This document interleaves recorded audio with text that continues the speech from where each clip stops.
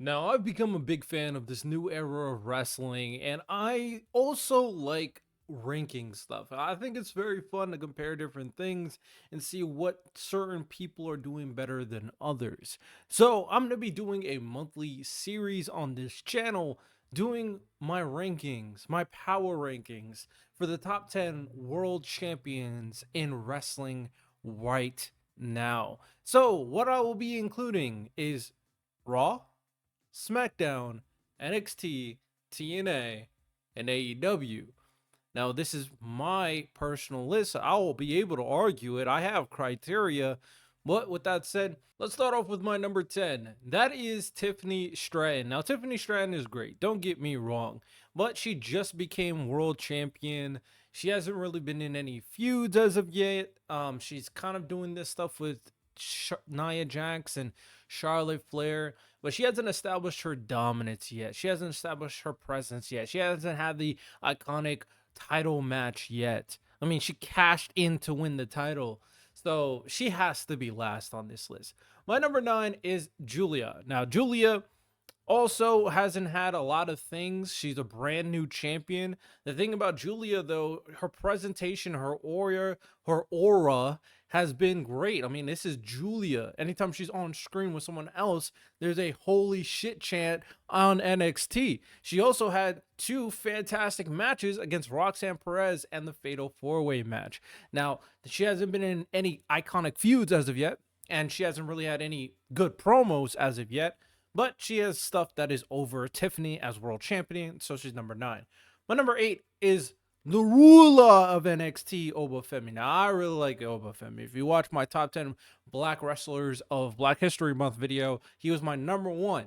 I like Obafemi. Thing is, the champions above him just have longer and more established reigns. He is also a new champion, so that's why doing this month to month will be a lot of fun. Obafemi won his title in a triple threat match and a kind of feud with Thorpe and Trick, but nothing like very drawn out, nothing in depth when he comes down to that feud in particular.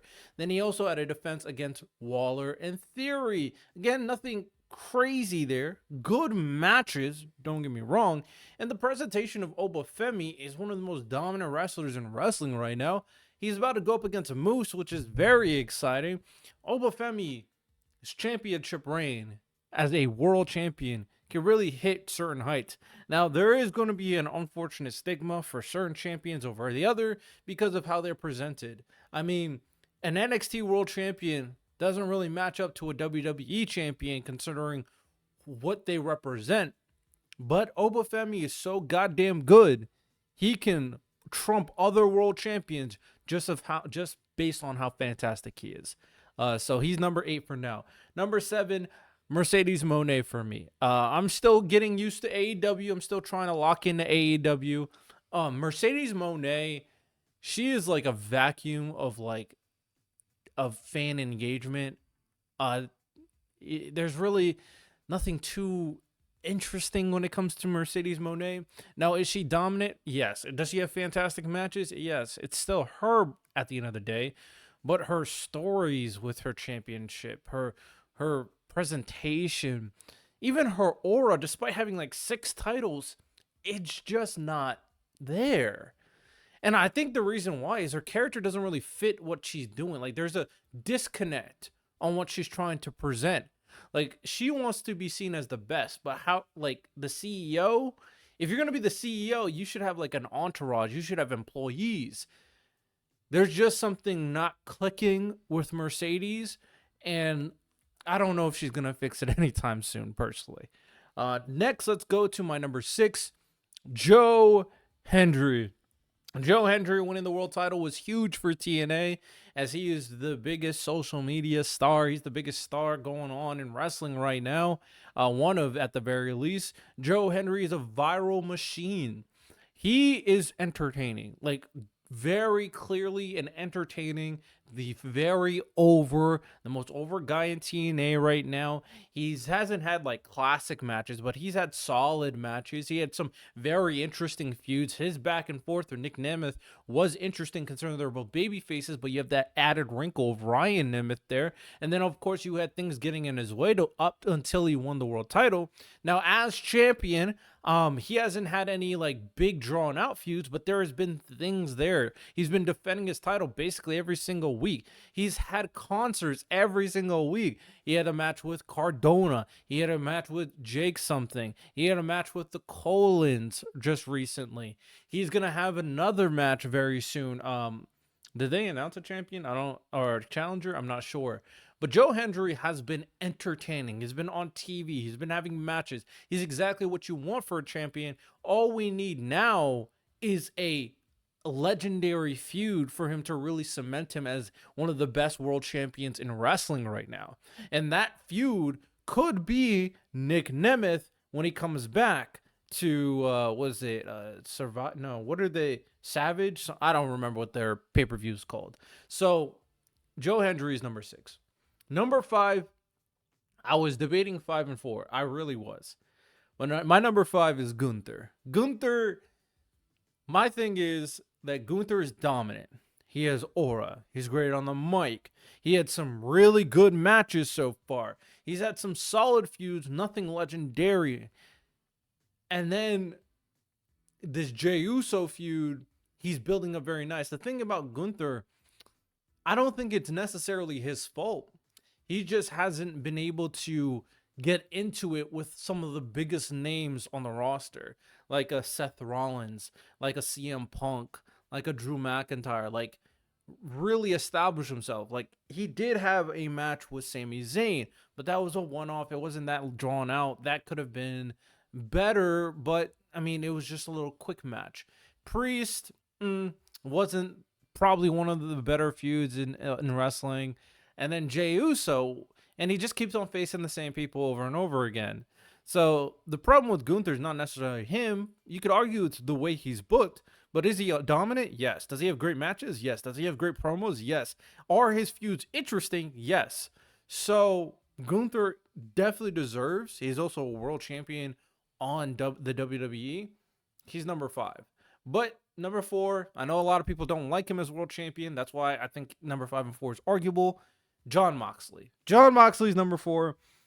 I mean, he's the number 1 champion on AEW right now. Jon Moxley is not getting a lot of love. A lot of people hate what he's doing, but he's a heel. But, I mean, that's what you got to do. You're the big name on campus. You're the big guy. You take out the beloved Bryan Danielson. You're about to try to take out Cope. You taking out, he had some really great matches. I think the Fatal 4-Way with him, Jay White, Orange Cassidy, and I believe Adam Page was in that match. That was really good. He is a dominant faction. He's a dominant present world champion. He is the biggest heel in the company right now. If you just don't like the storytelling, that's fine. But there's no denying that Jon Moxley is the face of AEW compared to Gunther. That's why, because Gunther doesn't have anything to put him over the edge, I couldn't put him above Jon Moxley. So Jon Moxley is number 4. Number 3, in my opinion, is Toni Storm. Toni Storm. I know this is recency bias. I know she just became champion. I know a lot of people are not going to like that she's already at 3. But presentation, aura, dominance, character work, those she's nailing. She's arguably the biggest champion on the brand right now. Toni goddamn Storm. She's a draw to force people to watch AEW, to see timeless Toni Storm. Her character work is elite. Her promos are elite. Her match against Mariah May was very good.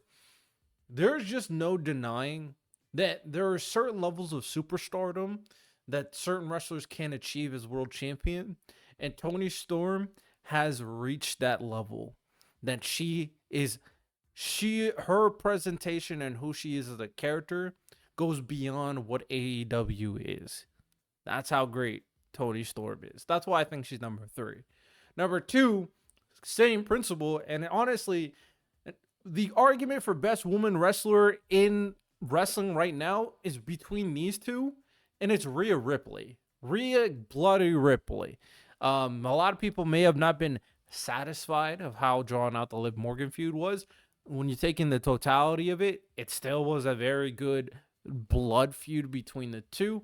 Probably should have ended in a more violent match, to be honest. But Rhea Ripley is the most dominant woman wrestler in the WWE right now. The idea of anybody beating her 1v1, not named Bianca Belair, and I mean, she already beat Charlotte, is laughable. Like, she is as dominant as Roman without people helping her. She is as dominant as like someone like John Cena. Right now, Rhea Ripley is extremely over. Her fan base is crazy. Her presentation and aura and her dominance is insane. She is number 2 for me. Very, very simple. And number 1's easy. Cody goddamn Rhodes. Like, is that one even an argument? Of course it's Cody Rhodes. So I don't need to argue Cody. He is the man of wrestling. He's the face of the biggest company in wrestling right now. He's had banger matches, banger storylines, banger feuds. Like, it's goddamn Cody, goddamn Rhodes. He beat Roman Reigns. There's nothing I gotta argue there. So this is my top 10 champions, world champions power rankings. If I'm missing someone, let me know. I don't watch everything. I don't watch Ring of Honor. I don't watch New Japan. I don't watch Stardust. But these are the ones that I'm pretty sure are the world champions. I feel like, is there another men's world champion? Because there's 2 women, I think, world champions, like Mercedes Moné and Toni Storm. I feel like they're both world champions. I don't know. The presentation's kind of wishy-washy to me. I don't really understand AEW sometimes. But this is my 10. With that said, let me know your thoughts, of course, in the comments. Like and subscribe. You have a good one. Take care. Peace.